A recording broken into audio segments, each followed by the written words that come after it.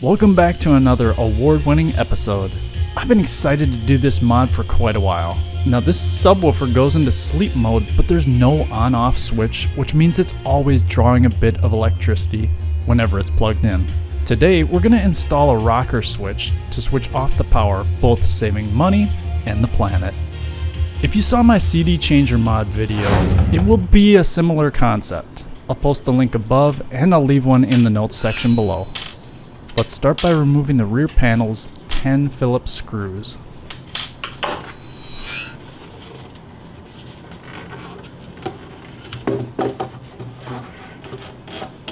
Now you'll have to detach wires running from the circuit board to the downfiring woofer.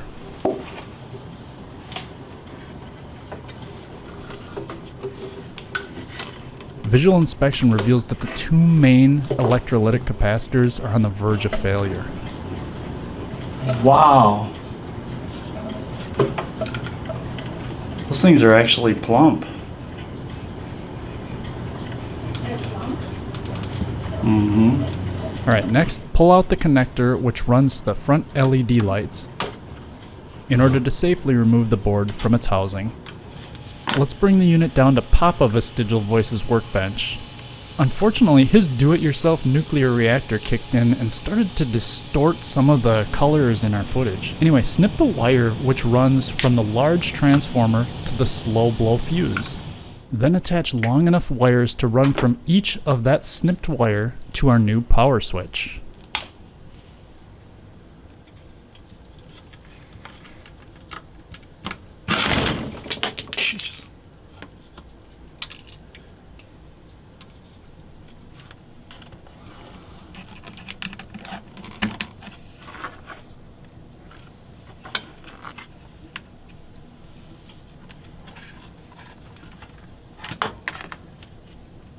Before soldering, let's test the voltage by placing a probe on both connections of each side of the switch in the on and off positions.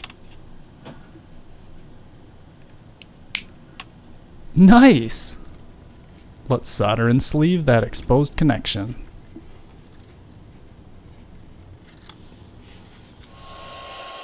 I want to do a recap of what we've just accomplished. The outlet cable comes through the firewall, up and to the board, and breaks off into the transformer. From the transformer, here's where we take this cord that would ordinarily go to the location that directs into the fuse, and that's what we break off and bring up to the button. Looks like a professional did that. Professional pharmacist? That would be funny. I'm going to also extend the wires running from the circuit board to the downfiring woofer. That's actually not coming off. We'll do this by simply removing the old wires and then snip, strip, and attach a new friction connector to each side of the longer wires. And while we're in the mood for wire lengthening, what we're going to do is splice in these splayed and blade, these small connectors, into this one because it's such a pain to get this thing out of its connector on the board. Let's add a breakaway to the LED wires.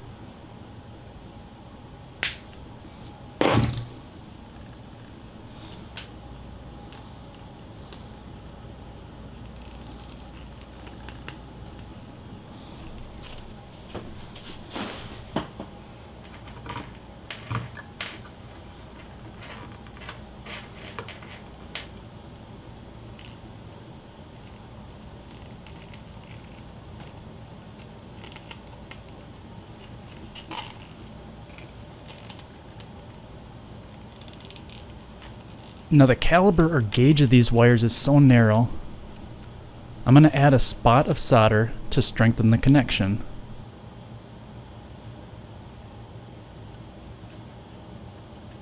Alright, one last task to attend to before placing that button is to replace these ailing capacitors.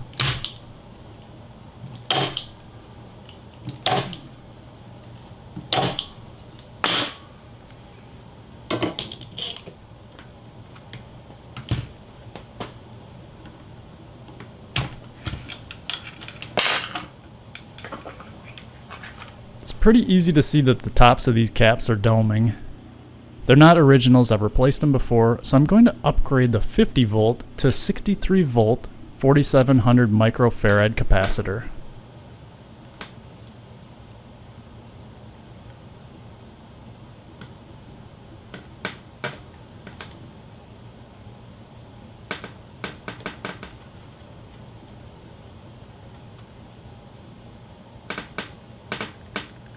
So while it'd be cool to lodge the button in the wood, if you notice here,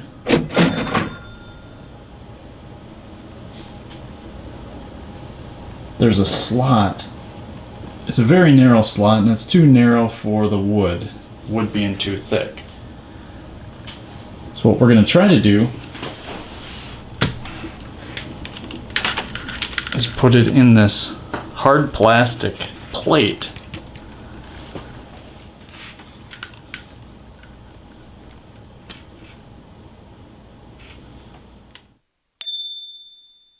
Sorry to disappoint any of the ladies out there, but I've got a small drill. It's only capable of housing a 13/32 drill bit, so we'll have to file out the rest of it by hand.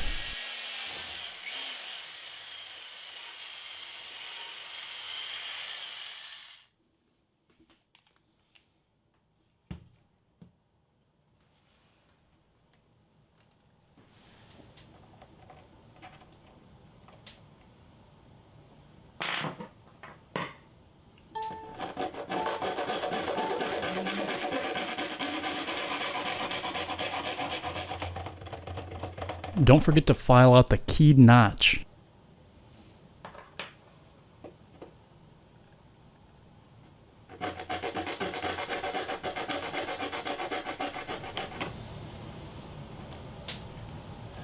So close.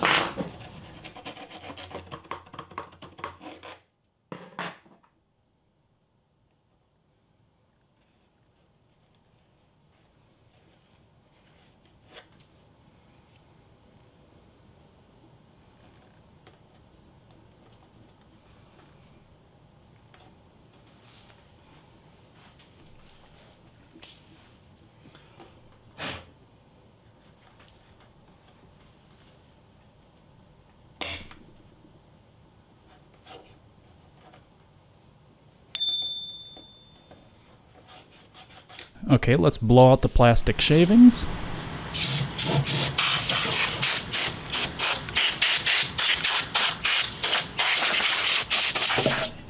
Reattach the new longer woofer wire and LED wires before testing.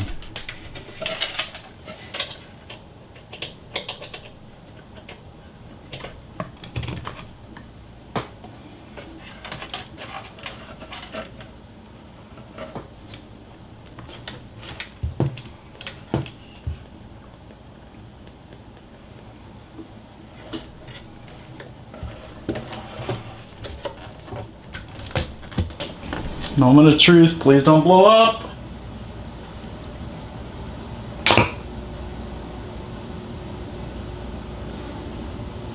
We have light.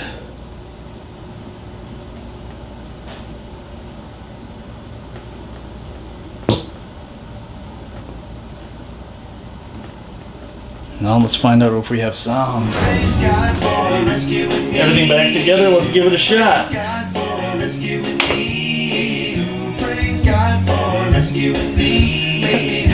Yeah, baby, another energy vampire vanquished for $1. So just like that, a light turn on. It is by grace we are saved. Looks like a professional did that. Professional pharmacist. That would be funny. Oh, fuck. I know he rescued me. Lord, Good God, how many fucking times am I gonna do this? Welcome back to another award-winning episode.